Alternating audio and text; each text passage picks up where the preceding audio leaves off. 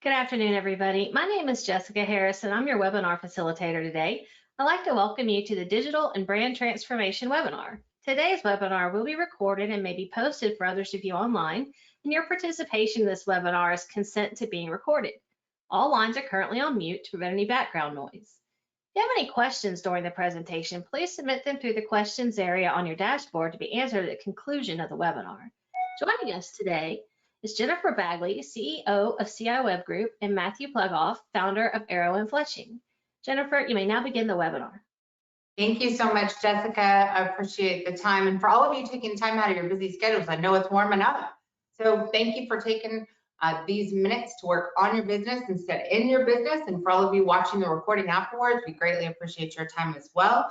You guys, Matt and I created this presentation essentially because we wanted to give you a prelude to a workshop that we did last month and that we're going to be doing again, I believe, next month. So Jessica, if you can, we just asked you on another one, if you can take a minute and figure out when is the promotion and branding workshop, or Matt, if you know those dates, at the end, we're going to tell you guys when the next workshop is, because we're going to try and jam a lot of information inside this presentation. And I just want to forewarn you in advance that we have a full-blown 4-hour workshop coming up where you can dive into a more detailed version of what we're going to be covering today. So if it feels a little bit overwhelming today, or like some pieces are missing, don't worry about it. Just make sure you get registered for that workshop, and you can do so on the Goodman Business Toolbox. Matt and I have been speaking together for years, working together on strategies. Our companies work on a lot of projects together, and so this is going to be a great opportunity for you guys to get a feel for what does it mean to have a branding expert and a marketing and lead gen team working together, and what does it look like when you're approaching both philosophies and strategies at the same time. So we call this a camp strategy. Essentially, a camp strategy is when you have complete clarity so that you can focus. And when you focus on the right activities, you now have the ability to execute to win. Without clarity, you cannot focus. Without focus, you cannot execute. And if you don't execute, it's very difficult to evolve, very difficult to win. So camp, essentially, we're talking about your conversion and communication strategies.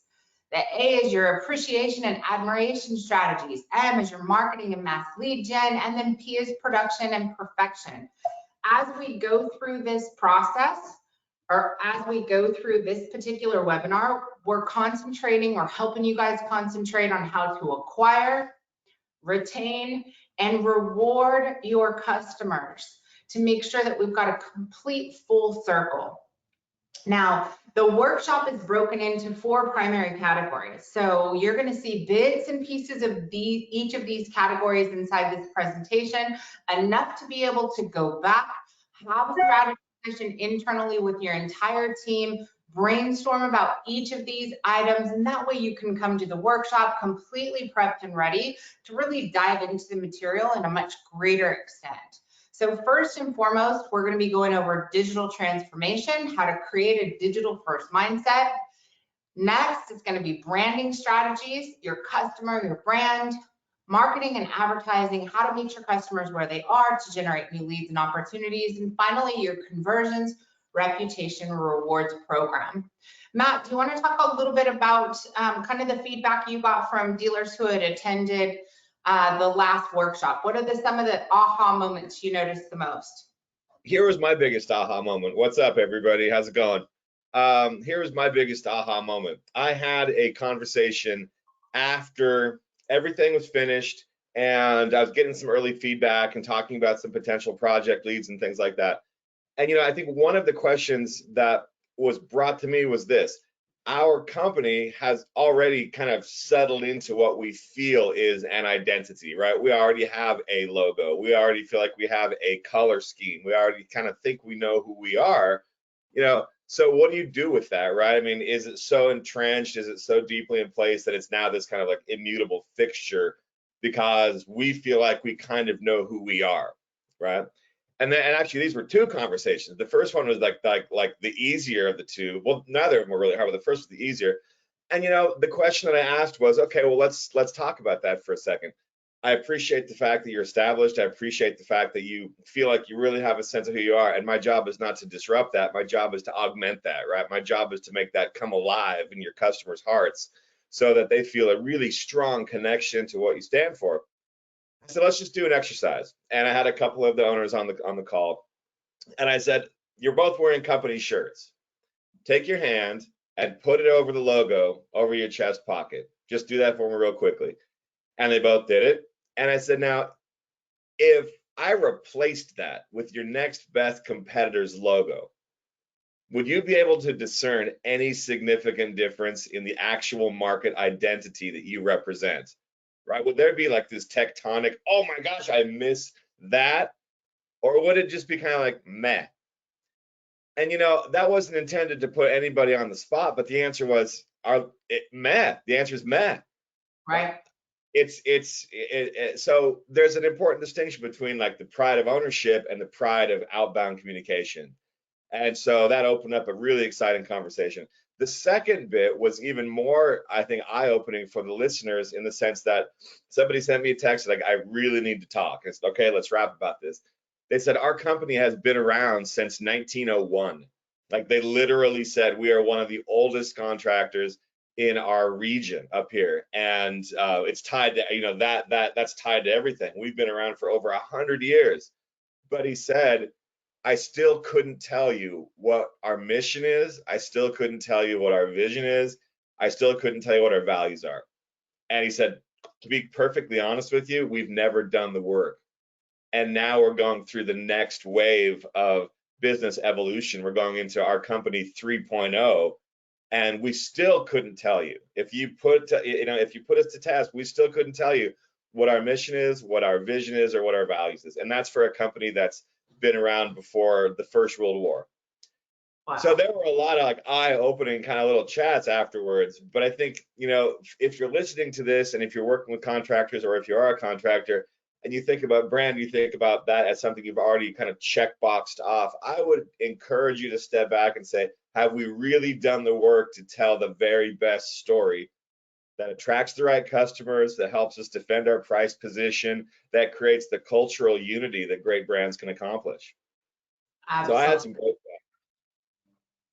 Absolutely agree. This moment right now, you guys, this is what's going to happen is hopefully you go back and you have kind of a come into Jesus moment about who you are, what you stand for, and what do your customers go through when they work with you compared to someone else. If you think about the customer journey and experience, the customer journey starts way before they ever meet you. It starts with the problem, right? It starts with the challenge, with the issue. It starts with something's broke, something needs services, they're buying a new home, the inspector said you got to get an inspection. It starts way before you. So we have to understand and think about the customer journey and experience before they met you, before you even were an option, when they met you and during the process, and after you've completed the work. You guys, when consumers have an issue, they go through the same process for the most part. They're either asking for a referral or they Google it. When they Google it, if you have... Sorry, I don't know how to help with that. Here are other things you can try. Hey, Google, stop. So when they do that thing I can't say, right? If you have all of those products and services on your website, which is your store, and if your store is properly marketed, then a giant drawer will open up and hopefully one of those pages containing one of the products or solutions, which is an answer to what they're looking for, shows up in the top 10 for that search, the first 10 pages on that drawer. When that happens, you now become an option. You become part of their journey. If the answer to, are you an option, when the consumer searches for AC repair in blank, whatever city you're in or they're in that you service, if the answer is no, you're not part of the journey. right? There is no customer experience. So obviously step one is, are you even available? Are you an option to consumers? Once you're there, were you seen? What do you have that's going to make them interested enough that they are even going to click through to your website? And does your website scare them away, or does it get them to convert? And at that point, the customer experience and journey begins. When you are an option, we do not scare them away. We create interest, reduce the bounce rate, and now you have an option. So the process is relatively simple to start the pipeline. It's understanding, what do you want to sell and how do consumers look for it? Where do you want to sell it? That is the city you are willing to serve. Who is searching for it and how frequently are they looking for it? Are you an option on page 1 of Google? Do you look and sound the best when they get there? Is it easy for them to convert and do business with you? What is the experience with their CSRs? Do you provide them with the maintenance and ongoing services that they prefer? What is your process for acquiring a positive review? And what is your process for staying in communication with those customers and continuing to receive referrals? There's something here that can I jump in? Yes, please. There's something here that is absolutely so very important for anybody listening to pay attention to.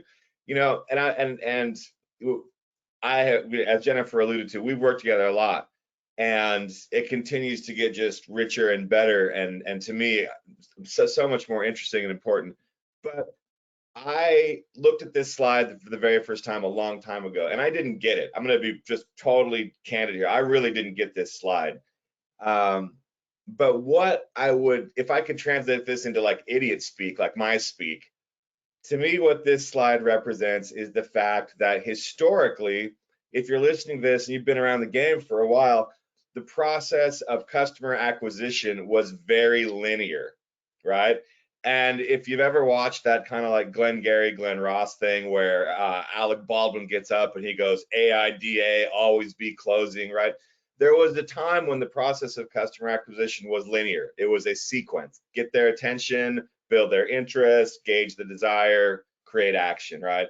And in a pre-internet world, or in an early internet world, that linear model meant that the customer was in a kind of a leveraged position, right? They really didn't have a lot of choices. But what Jennifer's talking about here is that the process of acquisition is a non-linear process now, right? It's a multiverse. And the ways in which the customers move through these multiverses, ultimately funneling in toward the end, which is ideally picking up the phone or scheduling an online appointment, creates a mandate for you. If you're a TSM and you're thinking about your clients, the mandate is this: how well are my clients playing in this multiverse, right? How well are they represented in this non-linear manner? If you're a contractor listening, or a business owner listening, and you're asking yourself, well, how can I make this make sense to me? The question is, to me, then, look at all of these icons. Each of these represents an inroad into this multiverse, right? And then you have to ask yourself, how well am I represented in each of these different kind of modalities, right? Each of these identities? Because the fact of the matter is, they're not only interconnected, but they're all viewed in relevance at different levels, right? You may say TikTok, forget TikTok. However, with your nascent buyers, that actually might represent something that's extremely valid to them. And so, like, when I saw this at first, I really had to think about it for, like, I don't know, 6 or 7 months before I could finally kind of make sense of it. And now, as I translate it to clients, what I share with them is that the traditional linear model of customer acquisition has been totally vaporized and has been replaced with a highly nonlinear, very interconnected acquisition model. And you've got to be able to scale your messaging across each of these platforms in order to catch as many leads as possible. That's real. I just got a text message or a Facebook post from a client this morning, Nick Gonzalez, and he said, when I met you, I had the world's worst website and didn't exist for any searches on Google. 3 months after joining CA Web Group, I was on page 3 in one of the most competitive markets, DFW, without spending any more money other than the basic plan. Now, 2 years later, We are a rock star on page 1 of Google in our market and many other cities. A huge part of that is our marketing. Can't thank you guys enough. Customer for life. It's hard to grow a business if no one can find you. Very difficult. As sooner or later, you run out of friends and family, right? So, you know, you can only go through your church members and PTA board and so forth so many times before they're tired of asking. But each one of these elements, as Matt said, this is a lifestyle, not a process. It's not a project. There's not a start date and a stop date that you implement this process and you're like, all right, done, cool. This process is good to go. This is a lifestyle of constantly rethinking, what do we want to sell? Where do we want to sell it? Who's looking for it? What's the volume? Are we an option? Do we look the best, sound the best, convert the best? I'll give you an example.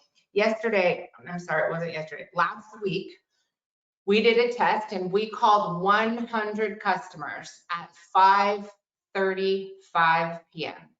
That was when we started. There was 9 of us on our team who called to see what the scenario was. We built a spreadsheet, and of that, 75 of the customers, the HVAC dealers, we called somewhere between 5:35 and 6:35. Their phones rang over 6 times, and of that, 75, and these are the ones that didn't answer, so only 25% answered. Of that, over 90% went to voicemail boxes that were full. Bonkers. That is bonkers.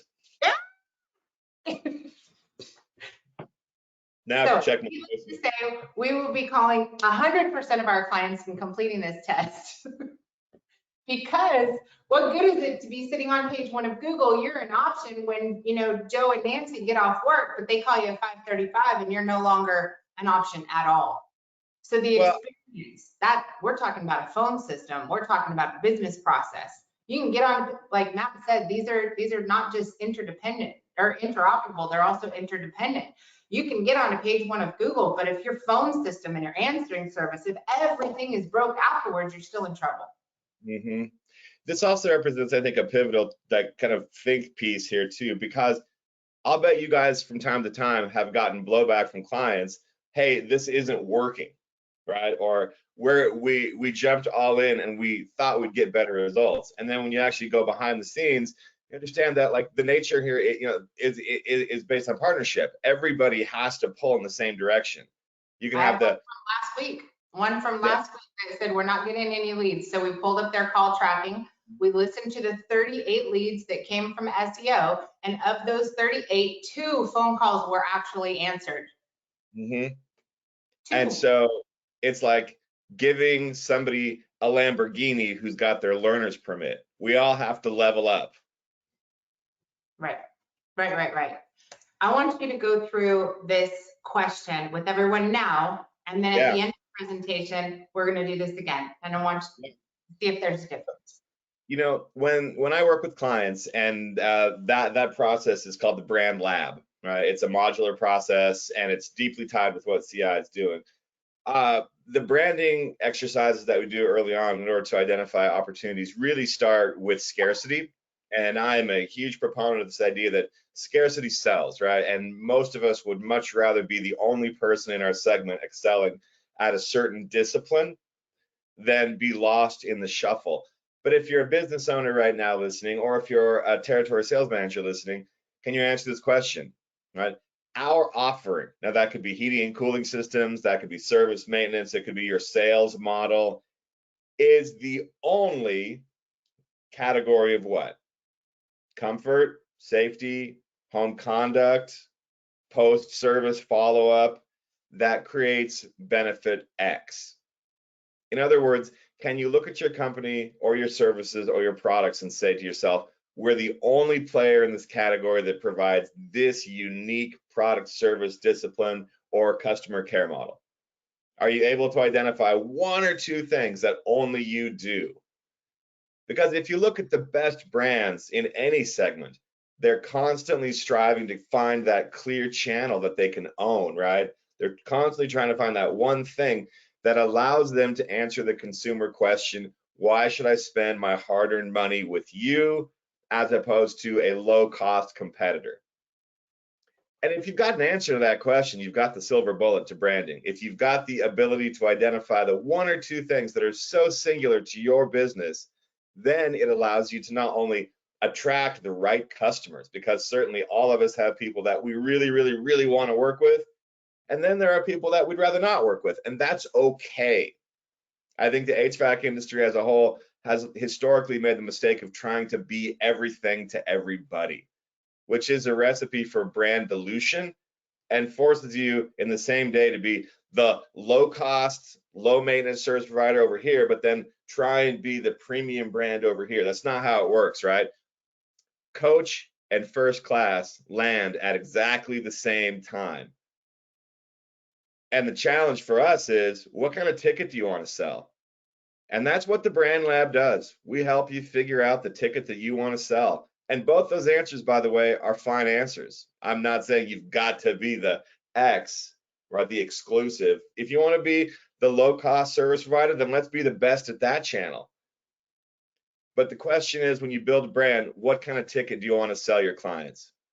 And that's what a question like this is intended to help us start answering and light that fuse. And it leads to some really, really exciting marketing, branding, advertising, online digital possibilities. But first and foremost, we have to figure out, am I selling a first class ticket? Am I selling a coach? Because they both get there, just with very, very different mechanisms behind it. Absolutely. You guys, what this partnership is so critical, because this element, this moment, this mission, this statement, this belief, this promise plays a role in the effectiveness of every dollar you spend in marketing. If you sign up for a website and a marketing plan, congratulations, you're going to be sitting on page 1 of Google in whatever time frame, depending on your competition. And eventually this is going to matter a lot. It's going to matter when a consumer lands on your website and they're reading your messaging. Their journey with you hasn't technically started. You have an option to create a journey, a customer experience, but they're going to make a decision based on what is the statement on your website before you even have an opportunity to speak with them. It's going to come out again on the way you answer your phone, when you answer your phone, and what is said during that initial phone call. It's going to come out again during your value proposition, your proposal. It's going to come out again during your closing. It's going to come out again on whether or not you're going to get those referrals from that customer base, whether they're going to join the club. Mm-hmm. The difference in our clients who have a website, are on page 1 of Google, their phones are ringing, and those who have this answer clear is night and day difference in what they're able to do as far as total volume of sales, their ticket, their margins on each one of those tickets, the type of staff they're able, and their benefits programs, the type of employees they're able to hire. It changes everything. As Matt mentioned earlier, consumers are utilizing a lot of different vehicles to find your company. Search engines, social media, local directories, they're making a decision on your website. All of these things are happening before they actually connect with you. Consumers are also connecting with you, utilizing various forms of communication that are important to them. I don't know the last time you tested each one of these options, but if you haven't tested your own communication vehicles, your conversion tools recently, now's the time to do it before summer. Don't wait till summer when your volumes are through the roof. Do it now so that you can resolve these things. How quickly are you responding to emails? How quickly can they email you? Are you responding to text? Can they send you a text? Can they call you from a mobile click to call on their phone or from your website? And what happens when they do call? If you don't have call tracking installed, now's the time to do so. You need to see or hear. When we listen to the calls, it hurts our soul when we hear someone go, "Hey," and the phone sounds muffled. The consumer's like, "I'm not sure if I called the right place. It rang 6 times. I'm sorry, I have the wrong number." And they hang up, and it was clearly the right kind of a call. Are your forms getting all spam because you're using a free web form, or do you have a paid service? Do you allow consumers to chat with you? And when do all these things take place? What happens at 5:35 p.m.? What happens at 9 p.m. when they're done working, they're done cooking dinner, the soccer games are over, they've put the kids to bed, they've wrapped up, they've had a moment, and now husband and wife are going down and knocking out their honey to-do list? Do you let them book online? Matt, from your point of view, these conveniences, every consumer, including yourself, we all have different preferences, right? I prefer text 100% over a phone call. Give me the ability to text or chat, I'm completely in. But if I have this conversation with an audience of 100, I'm going to get a very even split of people who are incredibly persistent about why their communication style is preferred. And I think there's another, there's again an additional reason that this particular slide is so important. If you're listening to this and you are a web user and you're a customer of CI Web, and Jennifer, you probably know this better than anybody on the call, is it fair to say that if you have a fantastic site, that you don't really always bring in the exact right customer you like? How many people visit a website that you would look at and say that, well, they're kind of tire kickers? They're not exactly who I want to connect with. And, you know, in part, placement and all the incredible things that CI can accomplish with placement works best when the message attracts the right person and they call you and they stick with you. Placement and branding together not only get you the visibility, but they make sure that you're connecting with people that you want to work with, not the people that are calling you or setting an appointment to with your company so they can get one of 4 bids. That probably isn't your ideal customer, or the person you get from pay-per-click ads. Yeah, right.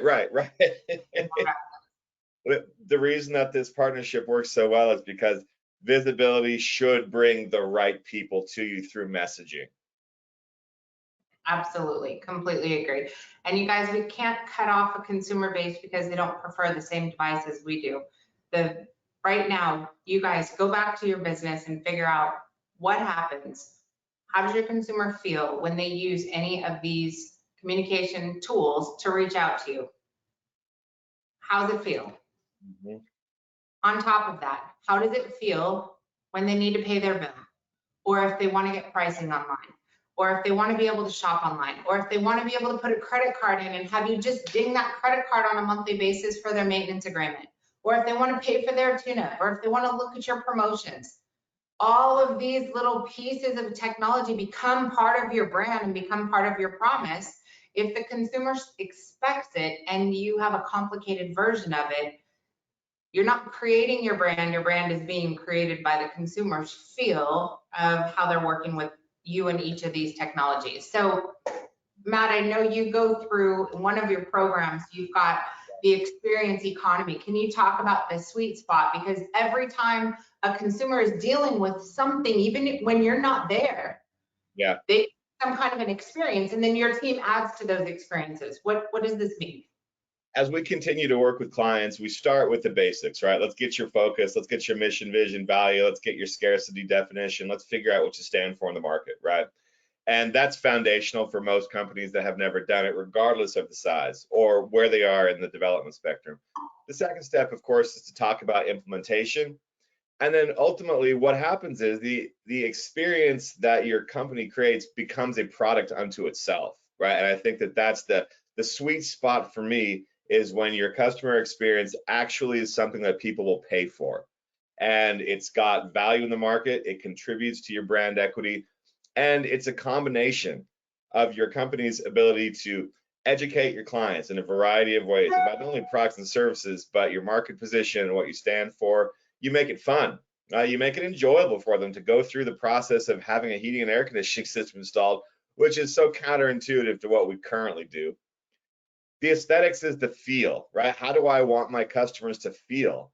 And you know, we always use words that are extremely relative, right? You may be listening to this and say, well, I want them to feel comfortable. Well, guess what? Your definition of comfort and mine and Jennifer's are probably very different. Mine may be based on something regarding personal safety. Jennifer's may be geared toward, are you using the latest and greatest technology to help me have a connected home, right? You may be saying it's hot and cold air.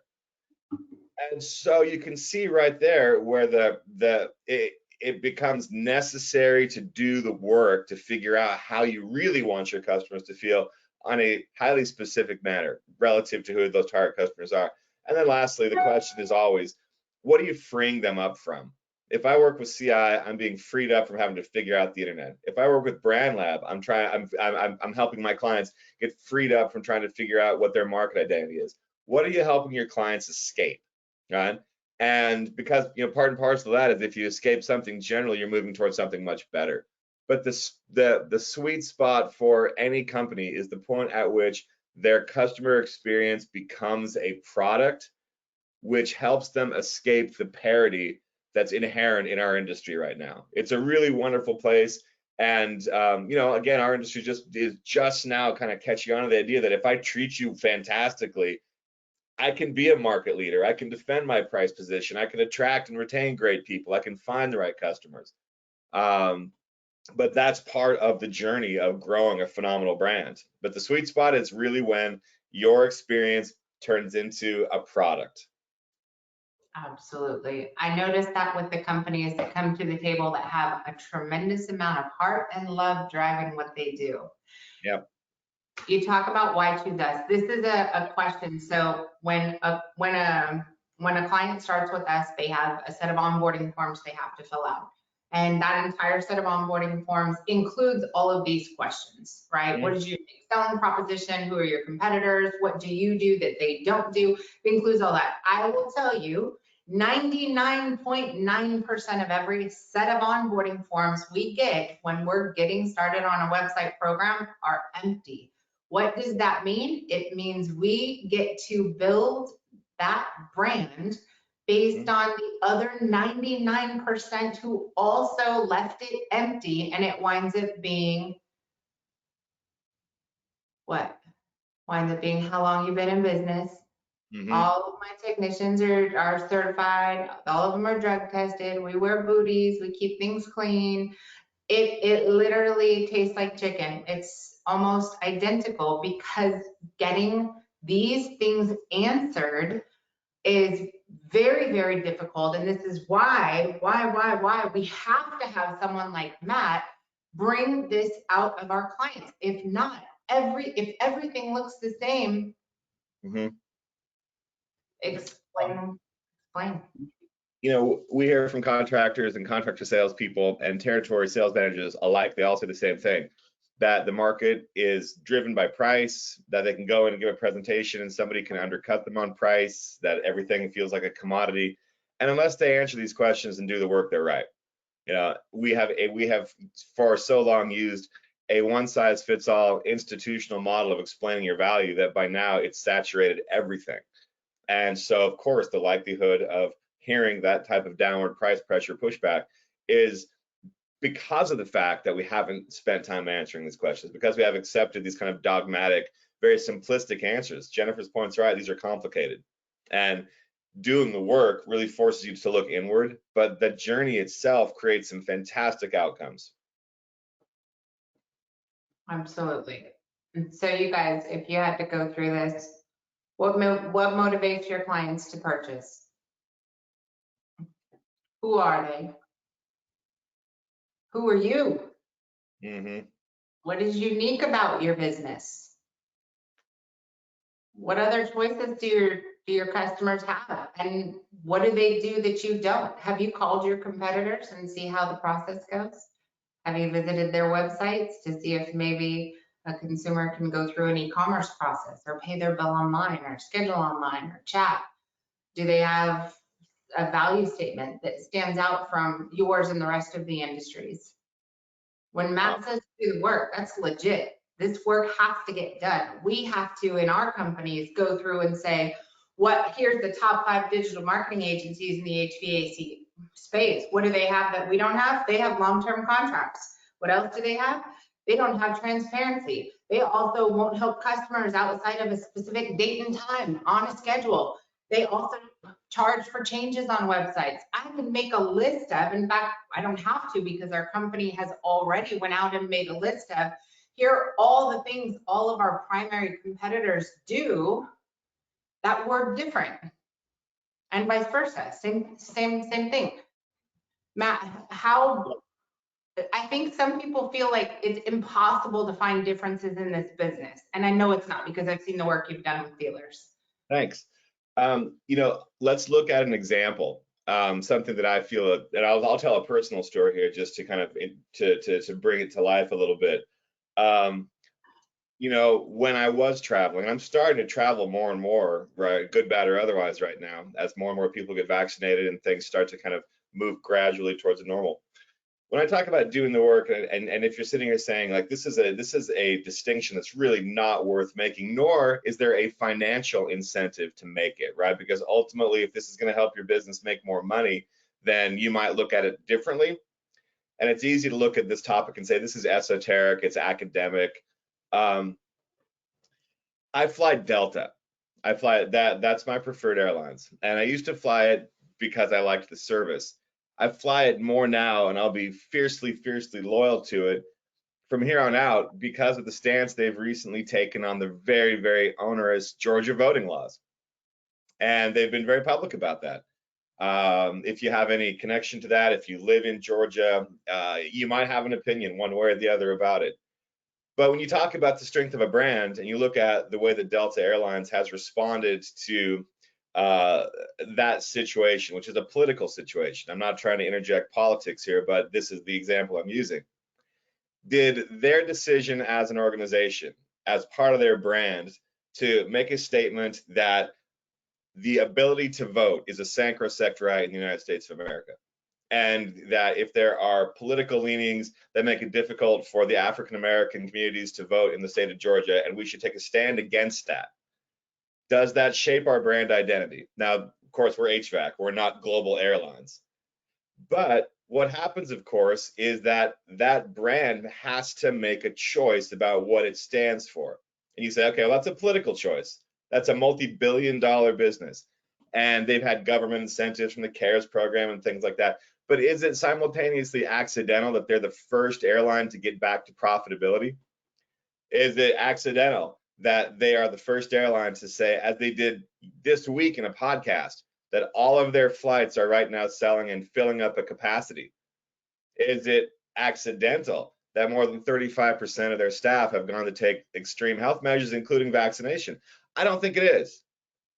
But that's an example of the very heavy lifting and the financial incentives that happen when a brand says, we know who we are, we know what our values are, we know what we stand for, and the clients that support us are not running away from us. They're actually running back toward us because we know who we are and because we can communicate our values. Again, you might disagree with this from a standpoint, but what was it, a number of years ago, when Nike ran the Colin Kaepernick campaign, a lot of people said, that's a horrible campaign, I can't believe he did that. And again, I'm not trying to isolate divisive examples of branding.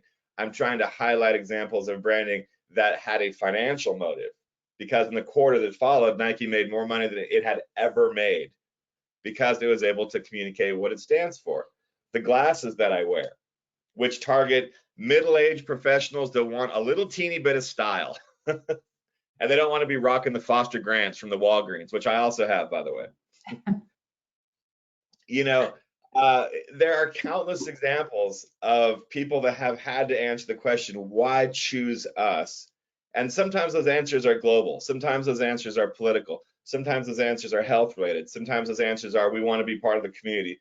Sometimes those answers are, we want to hang on to our best employees.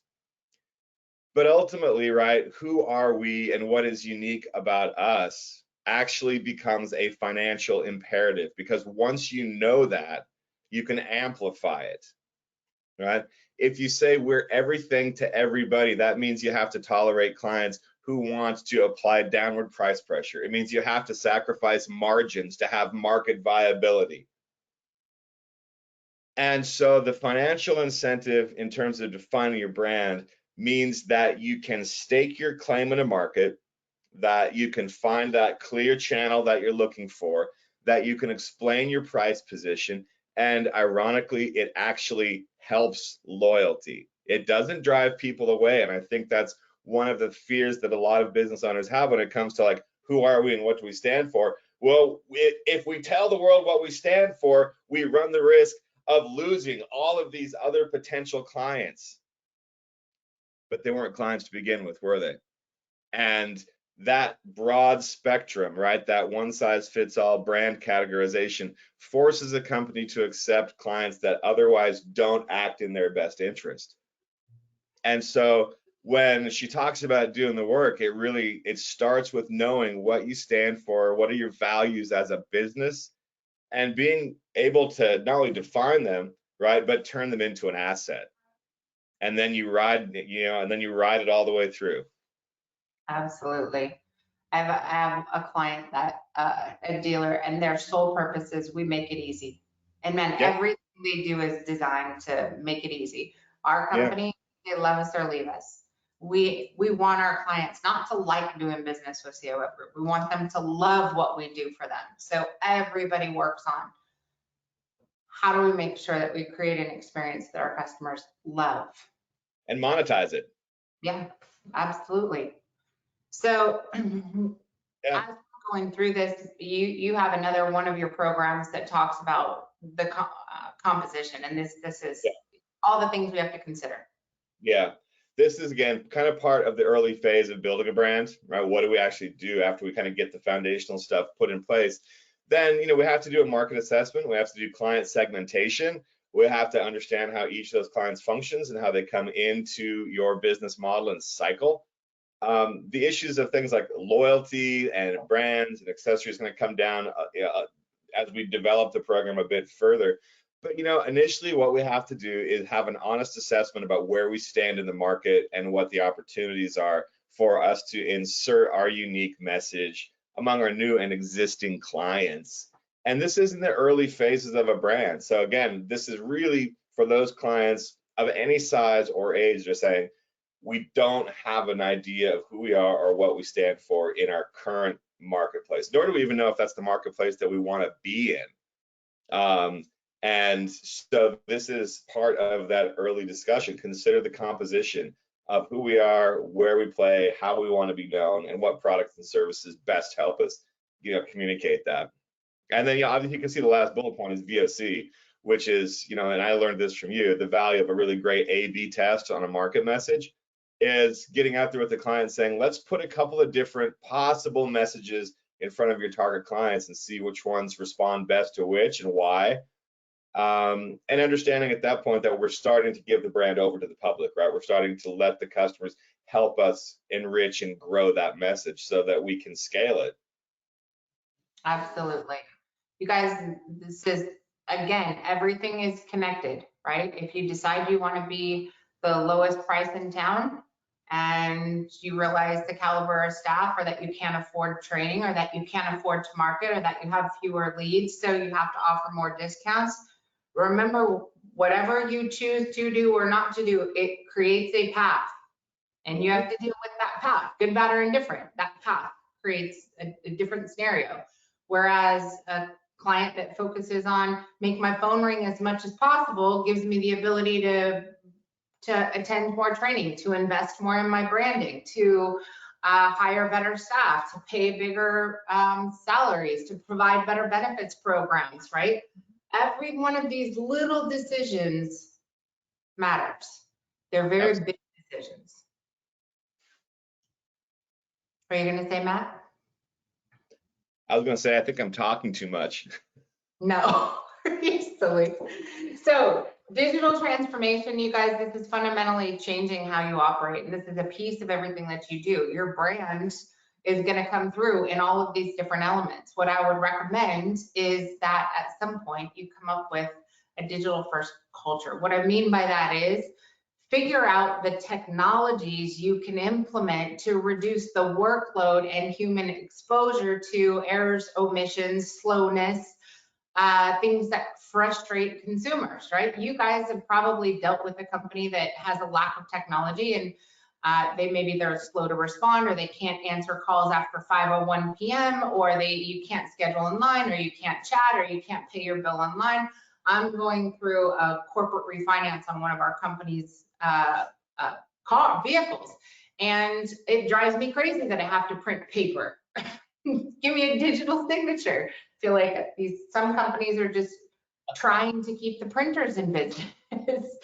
But bottom line is these technologies, the technologies you utilize and your promise, they all go together, right? If you're trying to be blank, make sure you have the infrastructure to support blank. If you're, whatever that is. So technology first culture essentially means that they are adopting these processes, these technologies, not as a physical asset, but as accepting a way to progress. They're trying to progress quickly. So these might be the first dealers to pivot during the pandemic. I mean, the majority of our dealers had the best year ever in the last year. Best year ever. While a small group of dealers didn't have a digital first methodology. They didn't have the systems in place to be able to work from anywhere. They didn't have the ability to deal with this, right? So they were slower to adopt these technologies. So your mindset, when you guys are thinking through your brand and thinking about who you are, I would consider having a digital first culture, because this is going to allow you to be the first to begin selling online, be the first to offer online scheduling, be the first to figure out how to sell high efficiency, be the first to allow for online subscriptions, right? What is an online subscription? What it isn't is a woman or a man sitting in your office with 3,000 paper invoices stuffed in envelopes with a sponge and a tub of water, right? That, go ahead. I'm sorry. I can walk into anybody's office and I can tell if they have a digital first culture or if they've just been misadvised from other people who also don't have a digital first culture, because the operation is clunky and slow. Yeah. And it's hard to function when you're relying on human beings for everything. So if you can figure out in your company, what are the things that only humans can do, and get everything else off of your plate. So you have automation, you have technology, you have digital versions of it. We've got to take the best of you and put it in a manner that works while you do something else, right? So whatever your best presentation is, whatever your best branding story is, if you are the only one that knows it, that means the only people who are going to see it is who you happen to sit down in front of.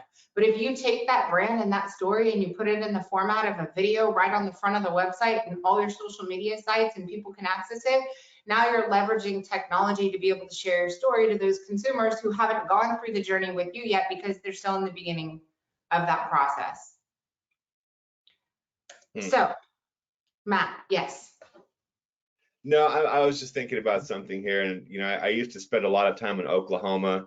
My mom and dad live in a really small town, and they're baby boomers.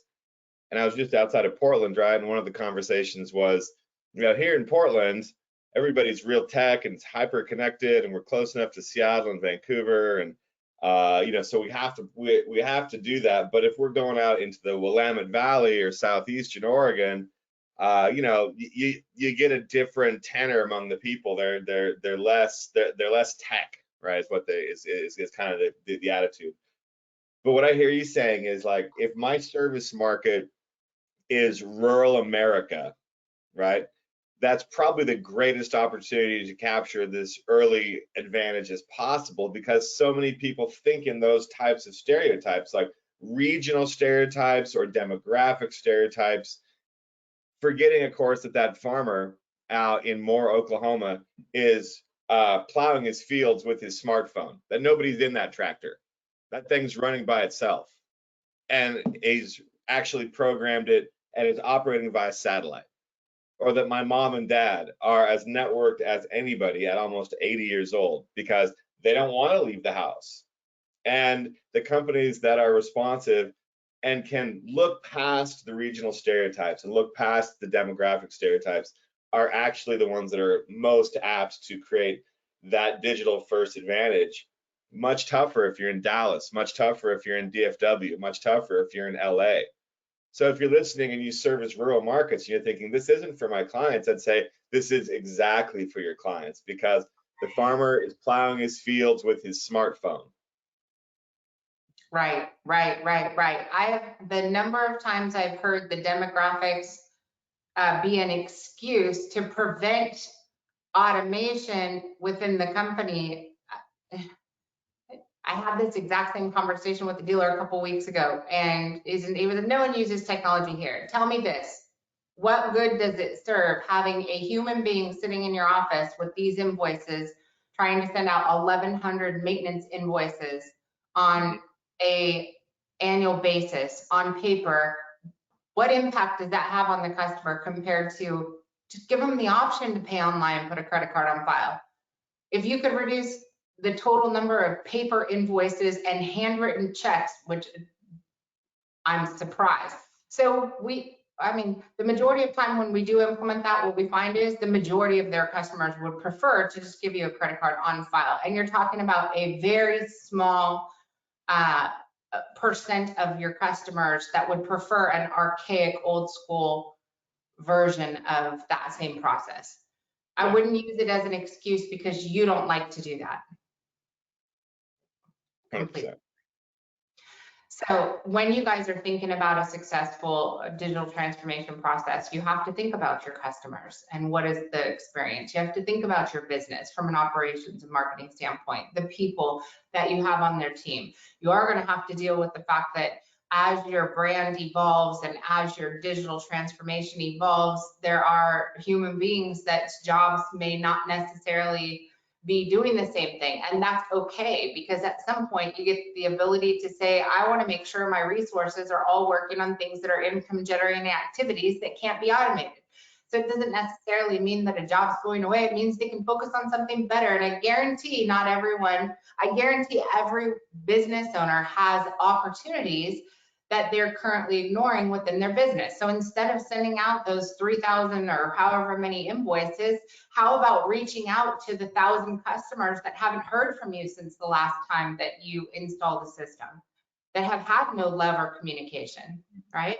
And then the technology, how do you transform, automate, and how do you use the data to your best? This is gonna show up in lead conversions. This is gonna show up in your advertising. This is gonna show up in your digital marketing. And this is going to show up in your referral and retention process. All of these elements. The difference is the tiny little things that you do different will set you apart. We have clients that have chosen to follow our lead and they send brownies, right, to customers who recently installed a high efficiency system. Matt, I know you've been on the receiving end and you also do things like this for your clients. What does it feel like to stand out and have someone remember your birthday, or to do something outside of the norm? I think I've got two CI water bottles. When we're done, I'm taking one on my dog walk. Brownie, cakes. You know, the thing about it is, what happens is, and it's so ironic that in the midst of all of this, where our email inbox is full, our physical inbox is more and more and more empty. And I think one of the byproducts of the last year is that a welcome response to forced isolation represents an opportunity to find the heart and soul of a really interesting, what seems to be paradox, which is that of the one-to-one future. In the midst of everything that we've got at our disposal to broadcast in all of these wonderful ways, mostly wonderful ways, the value of the one-to-one as a future strategy, the value of the one-to-one relationship, I don't think will ever go out of style. I happen to think, when we build brand strategies for our clients and work with Jennifer and her team, that ultimately the best thing that any brand campaign can do, or any marketing campaign can do, or any digital campaign can do, is to cut through all of the noise and make a person feel valued and unique and recognized for their contribution, regardless of how they found you. And I think the power of this, outside of the gift, is to understand that in an era in which the individual may feel lost or isolated or detached, that if you make the connection And if you sustain the connection, and that's the most important part, making it's the easy part, sustaining it's the hard part. If you make it and sustain it, you are solidifying something, right? That might otherwise be viewed as disposable by your competitors. That's a highfalutin way of saying when HVAC companies stop treating customers like transactions and Right. start treating them like humans, that they have a much easier time in their markets seeing that word of mouth and creating that loyalty. We have to stop thinking about transactions and say we've closed the job. We have to stop thinking in terms of closing and start thinking in terms of opening. Right. And fantastic brands always keep it open. And so my take on this is like, A, it's the right thing to do and it's fun, it feels great. But let's look at, again, the financial incentive of this. We do business with the client in the HVAC industry one time. You sell them a furnace one time. You sell them a bunch of furnaces on incremental basis. But the opportunities on the back end. We have to Right. stop thinking in terms of close. We have to start thinking in terms of open. And we have to understand that despite all these wonderful mechanisms, nothing feels as great as a one-to-one connection with a person or a provider. Absolutely. You guys don't get stuck on technology being evil. When I say digital transformation, automation, technology, sending birthday cake that you eat and just, oh my God, it makes you feel so good. Sending cake is a form of digital transformation and automation. Why? Because you can set up systems to make sure that you have a personal one-on-one connection. That's all it is. So strong. That's all it is. So you guys, I want to make sure I'm going to fly through a bunch of slides and I want to make sure you have our information. So don't forget, you guys go to Goodman Business Toolbox, find it's called Branding and Promotion. It's a workshop. Matt and I it's coming up, it's coming soon. And there's 100 more slides and a lot of other exercises and workshops and brain teasers and strategy things that we're going to be going through in that. That'll really help you guys start to finite and bring these things together. In the meantime, get on our schedule before the workshop because I know our time is going to get eaten up afterwards. You guys send a text message that says evolve to either the USA number or the Canada number. Visit hvacbranding.com, go through the different programs that are available or contact Matt directly. Same thing with talking to Clay on our team. Set up a free strategy session. If you want to meet with Matt and Clay at the same time, they do these meetings all the time so that we get a really comprehensive strategy. But take time to get this set up. Matt, do you have anything to close with? No, I'd close with this, guys. Both Jennifer and I believe that, your brand is your business. We also know that your business is your brand, and that has to live in a lot of different places with a high degree of success. So free education is fantastic. I would encourage anyone listening to say, I just want to learn. Let's just call and talk and see if this fits my model. No risk in that. And, as always, I'm so humbled to be part of this conversation and really proud of what we're doing. So thank you, guys. Absolutely. Thank you, Matt. Ms. Jessica, we'll hand it back to you in case there are any questions. Thanks, Jennifer and Matt. We have a couple quick reminders before we get to questions. Use your questions box. We'd be happy to answer those in a second. Also, you're going to receive an email in about 2 hours with a link to this recorded webinar. We'll also send that recording link to anybody who registered, whether they attended or not. You can share it with people who might be interested or refer back to it yourself. Also, there's a post-webinar survey. We'd really like you to tell us how we did today. So there are no questions in the questions area. I would like to direct your attention to the chat area where I put the date of the inverter branding and promotion workshop that Jennifer and Matt have referenced a couple times. That's on April 21st. So there aren't any questions in the questions box. Matt and Jennifer, do you have anything in closing? Let's make it a killer summer. We're excited to visit with you guys and get an hour booked on the calendar as soon as you can before the heat comes. How we can change the trajectory of the summer. And Matt, thank you so much for joining us today. You, everybody, Jennifer, thank you, guys. Yeah, thanks to everybody who joined us today, whether you're here live or watching the recorded version. If we can assist you with anything further, you reach out to Goodman Partners Network at goodmanmfg.com. Thanks for attending, and we'll see you on the next webinar.